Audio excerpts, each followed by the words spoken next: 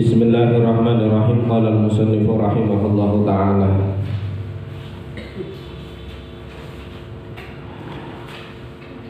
Wa qala lan wasdawake sapa Kanjeng Nabi sallallahu alaihi wasallam, man lam yad'ullaha ta'ala yaghdabu alaihi.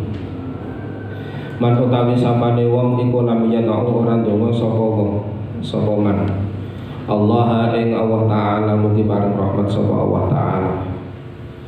Man utawi sapane wong iku lam yad'u ora ndonga sapa man Allah ing Allah Ta'ala mugi paring rahmat sapa Allah Ta'ala, yahdab mongko bendu sapa Allah Ta'ala alaihi ing atase man. Orang yang tidak mau berdoa maka dia akan dibenci oleh Allah Ta'ala. Kenapa demikian? Karena doa itu bagian dari ibadah. Innal ladzina yastakbiruna an ibadatihi sayadkhuluna jahannama dakhirin. Orang yang tidak mau berdoa itu diibaratkan oleh Allah Ta'ala seperti orang yang takabur. Kenapa takabur? Karena merasa dirinya mampu untuk memenuhi apa yang menjadi hajatnya. Sementara zat yang hakiki, zat hakiki alal hakikah yang dapat memenuhi seluruh kebutuhan makhluk hidup termasuk manusia itu adalah Allah Ta'ala. Adapun kekuatan manusia itu hanya sebatas perantara, bahkan itu bagian dari anugerah Allah Ta'ala.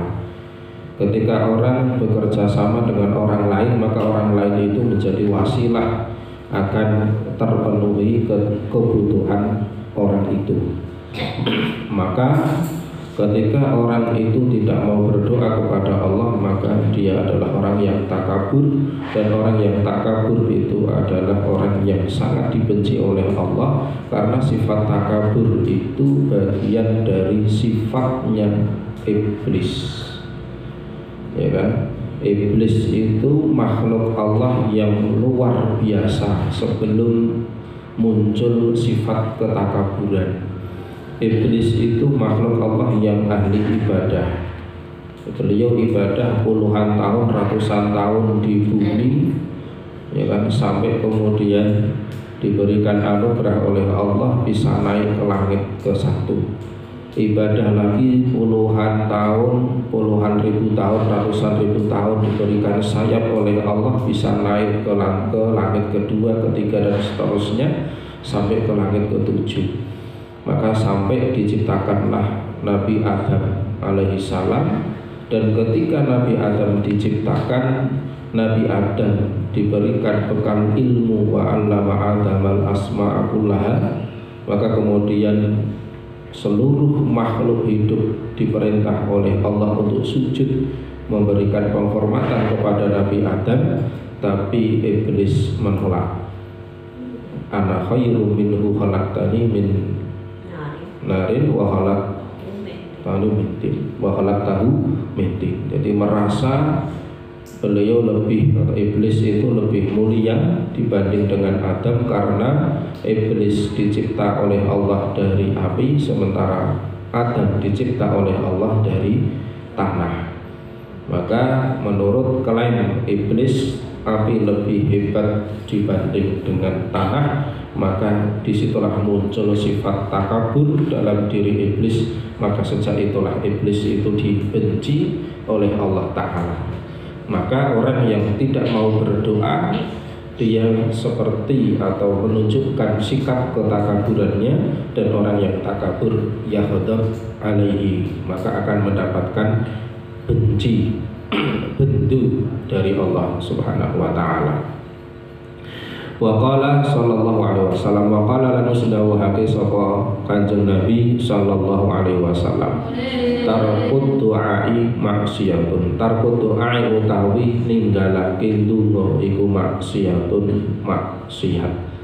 Maksiat iku durhaka, ya kan, durhaka. Kenapa dikatakan maksiat? Karena karena doa itu adalah bagian dari ibadah. Kemarin hadis yang pertama, ad-du'a'u huwa mukhul ibadah. Doa itu adalah intisari dari ibadah. Maka orang yang tidak mau berdoa, maka dia telah meninggalkan ibadah itu.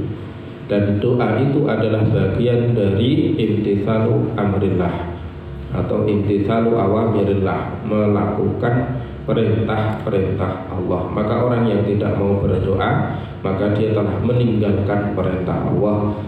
Orang yang meninggalkan perintah-perintah Allah maka disebut al-asi, orang yang bermaksiat, perbuatannya namanya maksiat.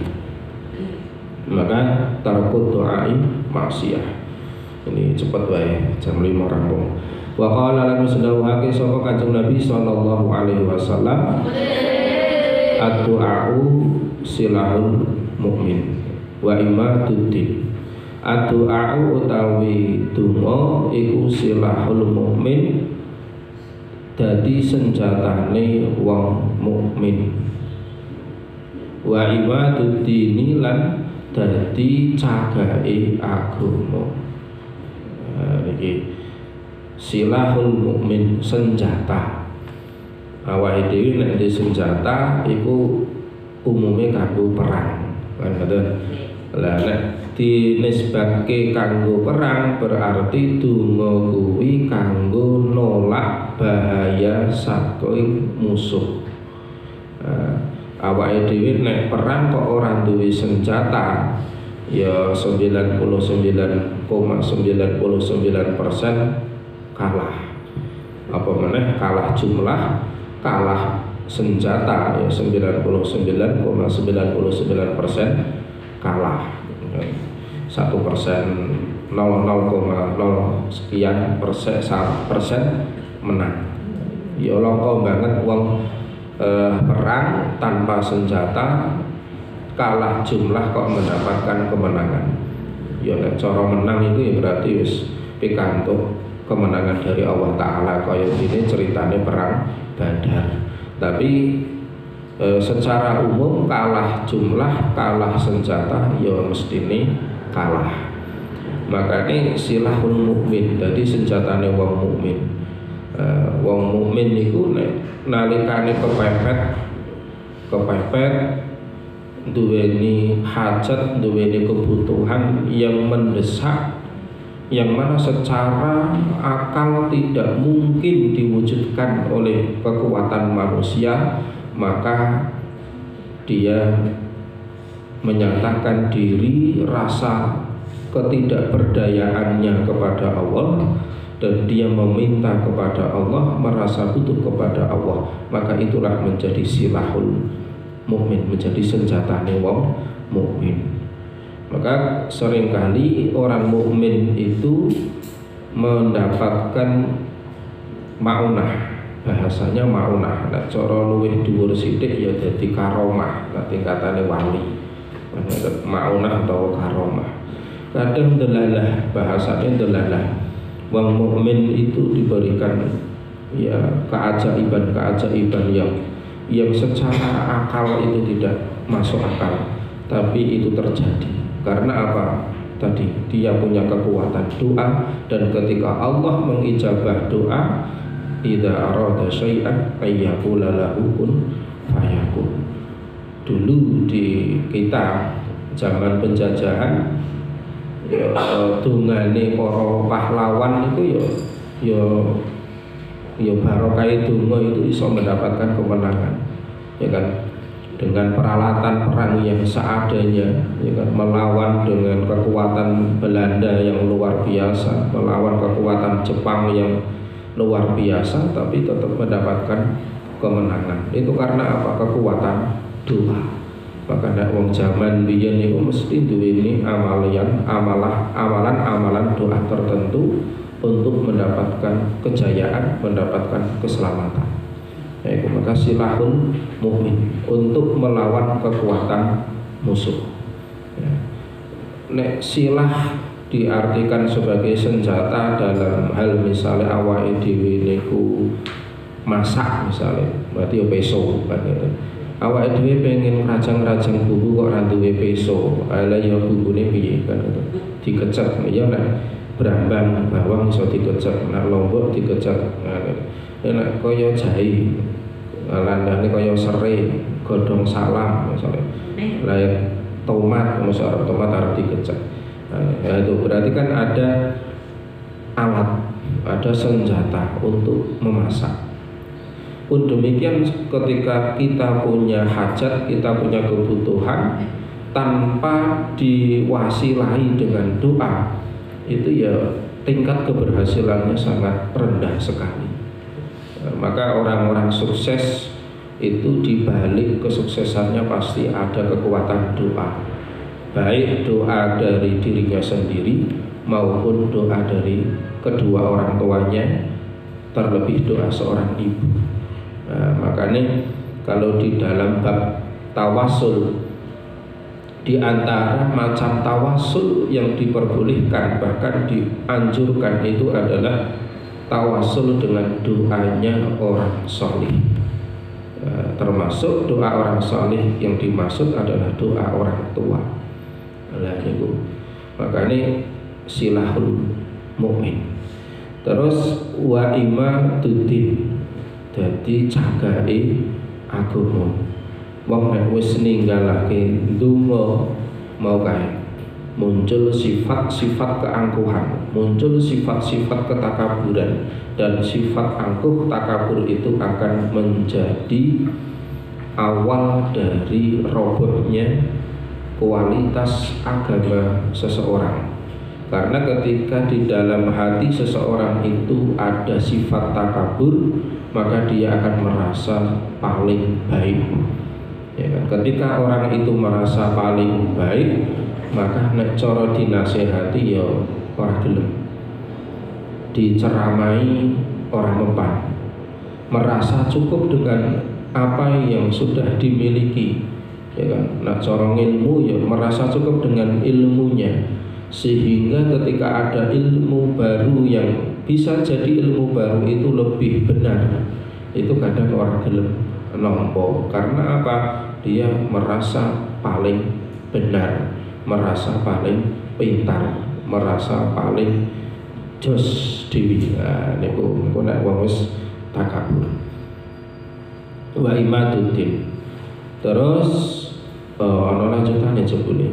Wa nurus samawati wal ardh, wa nurus samawati lan dadi cahayane pira-pira langit, wal ardi lan bumi. Cahaya. Kenapa menjadi cahaya? Karena doa itu akan dibawa oleh para malaikat. Dibawa awake dhewe ndonga, manjatke donga iku digawa ning karo malaikat, dilaporkan kepada Allah. Lah malaikat itu gaweane saka apa? Malaikat itu saka cahaya.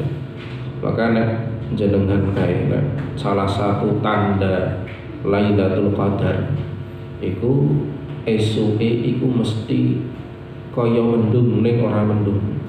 Redup, matahari itu redup.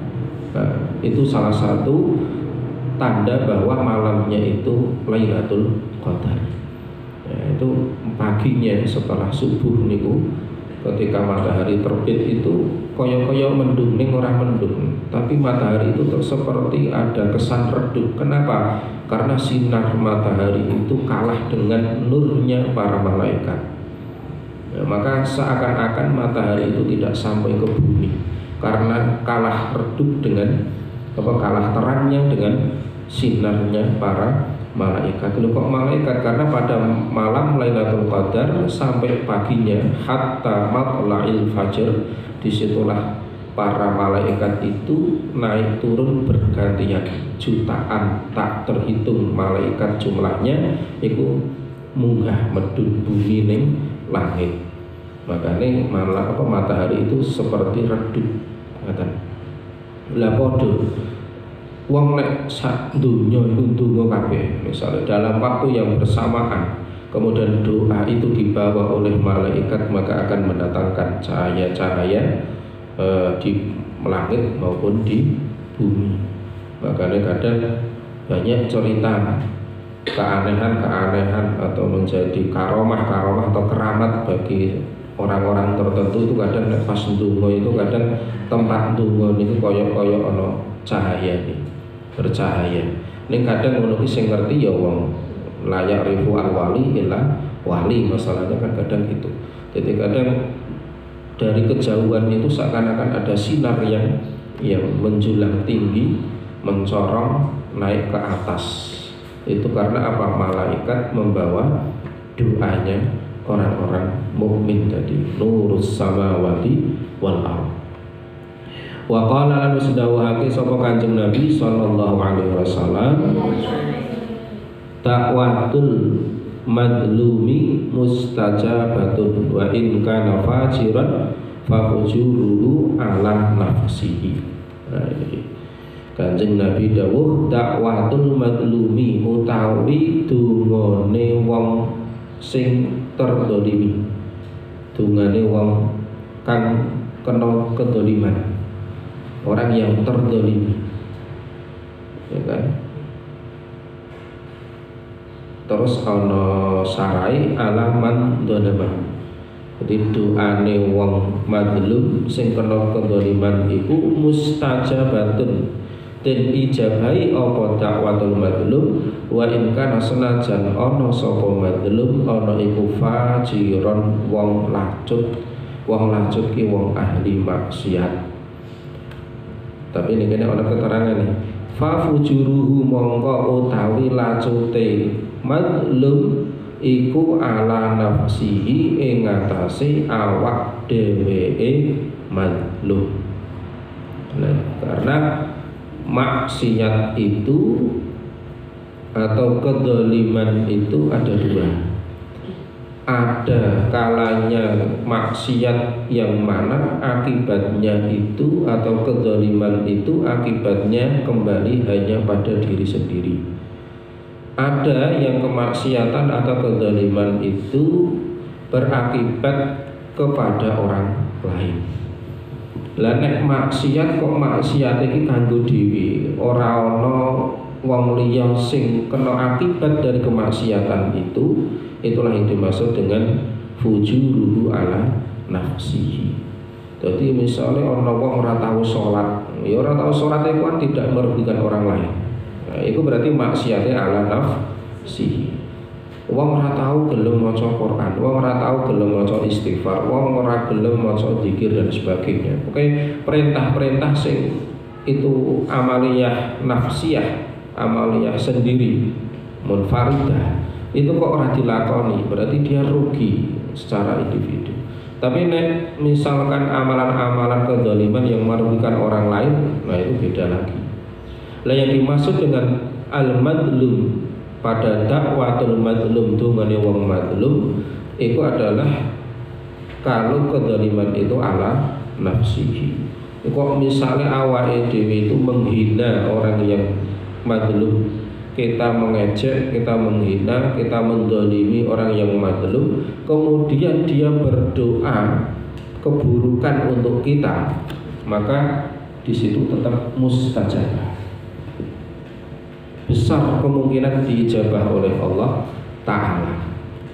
Ya, kalau kita misalkan menghujat orang atas kedoliman atau kemaksiatan yang ia lakukan, sementara kemaksiatan itu tidak mengakibatkan keburukan untuk orang lain. Jangan dihujat, tapi dinasihati. Jangan dihujat, tapi dinasihati. Ada cerita di mana ketika orang Badui, orang Arabi itu datang kepada Nabi, kemudian tiba-tiba kencing di masjid. Kan oleh para sahabat itu kan dihujat habis-habisan itu orang Arabi itu. Lawang masjid kok dikencingi gitu. Maka kemudian ketika para sahabat itu menghujat orang Arabi tadi, itu ditegur oleh Nabi, jangan seperti itu. Maka justru orang Arabi yang kencing di masjid itu dipanggil oleh Nabi, diamankan oleh Nabi. Para sahabat tadi yang menghina itu kemudian diminta oleh Nabi, disuruh oleh Nabi untuk mengambil air, kemudian untuk mensucikan bekas kencing orang Arabi. Sementara orang Arabi malah justru dipeluk oleh Nabi, diajak ngobrol oleh Nabi, dikandani sing apik nek masjid iku ora panggonan nguyah.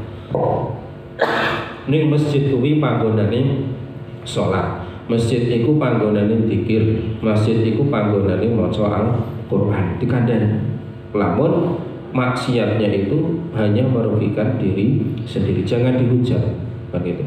Kalau kita menghujat kemaksiatan orang yang kemaksiatan itu ala nafsihi, kok kemudian dia tidak terima terus ndonga sing elek misalnya, itu ya bisa jadi kemungkinan besar doa itu diijabah oleh Allah.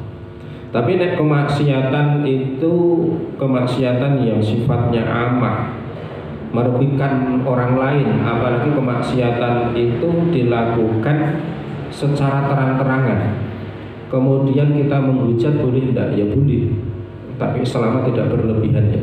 Jadi menghujat ya ala kadarnya, dan ya secukupnya, jangan kemudian bertele-tele sampai berkepanjangan waktu. Itu boleh. Misalnya orang maksiat kok di tempat umum, kemudian kita wajib atau kita video, kita viralkan misalnya, ya dengar itu dosa, rapopo. Tapi ya aku nak sekiranya wis viral ya wis cukup kan itu. Maksudnya apa? Agar sesuatu yang sesuatu kemaksiatan yang dilakukan secara terang-terangan kemudian kita menghujat, itu sebagai tanda bahwa kita menolak kemaksiatan itu, dan itu menjadi sebagai pembelajaran bagi orang yang melakukan ataupun orang lain yang belum melakukan agar tidak melakukan maksiat yang sama. Jadi sesuatu yang tabu itu ya biar tabu. Kadang-kadang jangan kemudian malah sebaliknya, wah awake dhewe itu dudu manungsa sing sampurna. Ya jangan seperti itu, karena kalau kita menunggu sampurna ya tidak akan pernah sempurna kita. Maka sesuatu yang salah tetap harus kita salahkan, sesuatu yang benar harus kita bela. Maka sesuatu yang salah kalau dilakukan secara terang-terangan, maka kita punya hak untuk menolak. Di antara cara menolak itu ya bisa jadi kita menghujat. Maka kenapa hukuman-hukuman had atau hudud dalam pelanggaran maksiat tertentu itu dalam syariat Islam dilakukan secara terang-terangan. Misal orang mencuri.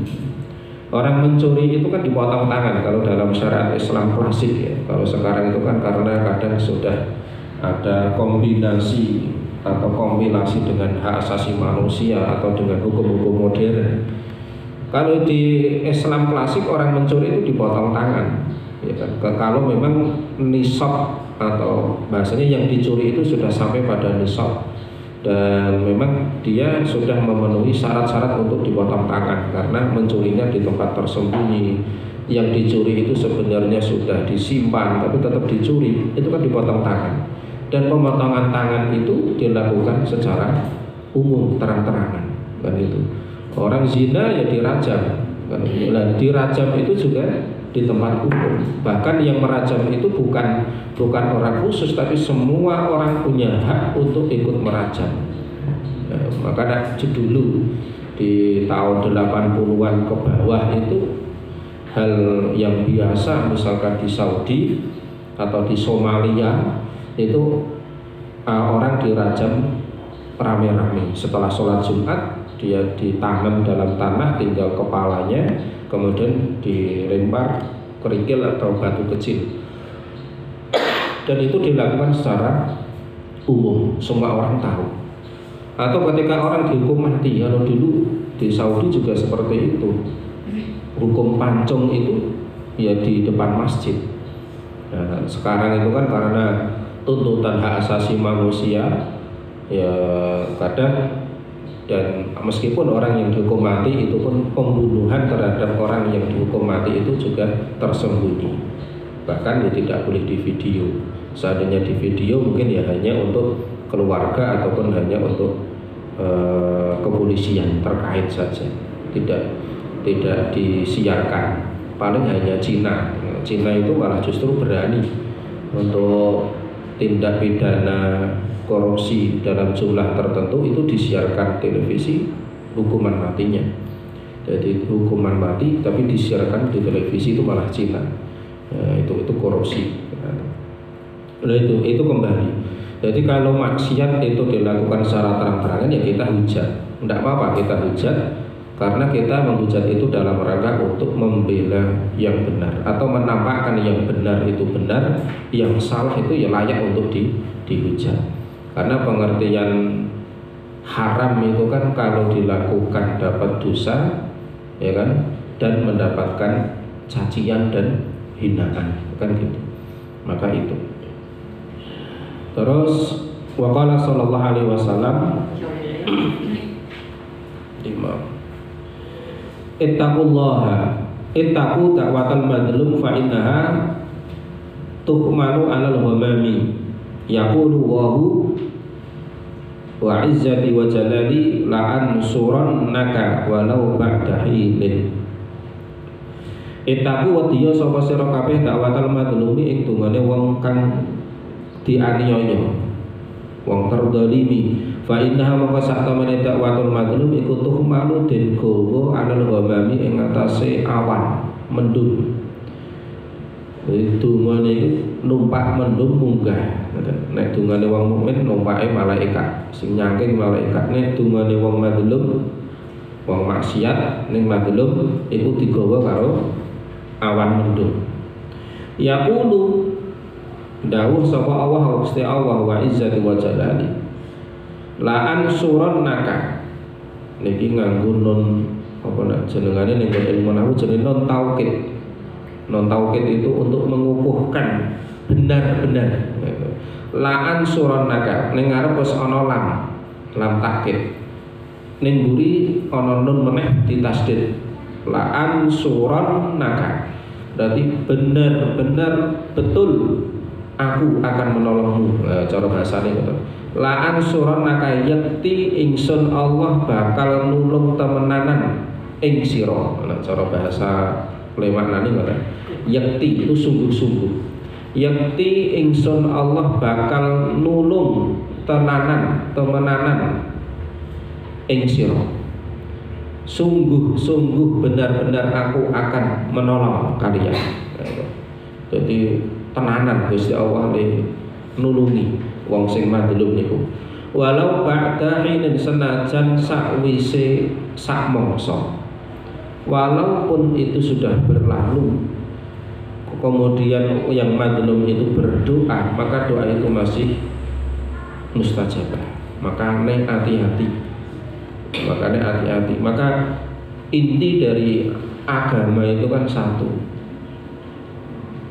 ya kan, ambillah bagian kamu, bagian surga, kan gitu. Ambillah bagian kamu untuk mendapatkan tempat mulia di surga Allah. Yang kedua, jangan mendolimi sesama makhluk Allah.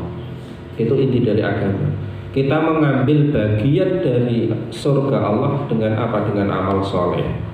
Meskipun pada puncaknya ya bukan amal soleh, tapi rahmat lan syafaat kanjeng Nabi. Kan rahmat Gusti Allah dan syafaat kanjeng Nabi. Tapi kan Allah itu paling rahmat, kanjeng Nabi paling syafaat, itu ya nek awake dhewe duweni ngamal, kan itu. Awake dhewe ora tau ngamal apik kok berharap rahmat Gusti Allah itu ya ngapusi, hapus-hapus. Awake dhewe ora pernah nglakoni sunah kanjeng Nabi, ora pernah sholawat datang kanjeng Nabi, tidak pernah menyatakan cinta dengan amal-amal sunnah kepada Nabi, kok berharap syafaatnya kanjeng Nabi, itu ya ngapusi. Caranya ngambil swarga ya tadi dengan amal soleh. Terus ojo mendolimi sesama makhluk Allah, terlebih kepada manusia. Jadi dolim itu jangan hanya bahwa berbuat dolim itu tidak hanya kepada manusia tapi semua makhluk. Maka sampai ada hadis Nabi nek arep nyembelih kewan iku kon nggawa alat sing landhep. Ya, sebab senajan kewan itu diciptake kanggo menungso wallahi khalaqalakum fil ardi jami'a kae, tapi tetap carane memanfaatkan makhluk, memanfaatkan ciptaan Allah untuk kita manfaatkan, kita berdayakan, itu tetap harus dengan cinta kasih, dengan kasih sayang, ora sampai melukai, tidak sampai menyakiti. Nah, melukai ya jenenge wong nyembelih ya melukai, tapi tidak sampai menyakiti. Makanya nek ana wong nyembelih kok pesone iku ora landhep, iku hukume makruh, kudu sing landhep. Lah niku aja dolim. Lah nek ana wong kena kedoliman, senajan itu dolim itu sudah berlalu, kemudian dia mengingat-ingat kedoliman itu, terus ndonga itu dadi mustajab. Makanya hati-hati. Nah, hati-hati jogo aja sampai kita mendolimi orang lain. Kalau kita yang terdolimi, utamakan kita bisa memaafkan. Wa in ta'fu wa tasfahu fahuwa khairul lakum. Wa qala sallallahu alaihi wasallam ittaqu da'watal mazlum wa in kana kafiran. Ittaqu ndonga wedya sapa sira kabeh da'watal mazlum ing dungane wong mazlum wa in kana senajan ana sapa mazlum ana iku kafiran wong kafir. Entar apa jenenge sithik. Oh iku jenenge fa innahu laisa dunahi sabun fa innahu mangko sak temene kafir iku laisa dunah ora ono dunah ya laisa dunah ora ono arah-arahe dakwatal mazlum kafiran mau apa hijabun hijab, tidak ada hijab yang menghalangi doanya orang mazlum walaupun dia seorang kafir. Makanya hati-hati. Saya kira itu. Subhanakallahumma wa bihamdika asyhadu an la ilaha illa anta astaghfiruka wa atubu ilaik. Walhamdulillahirabbil alamin.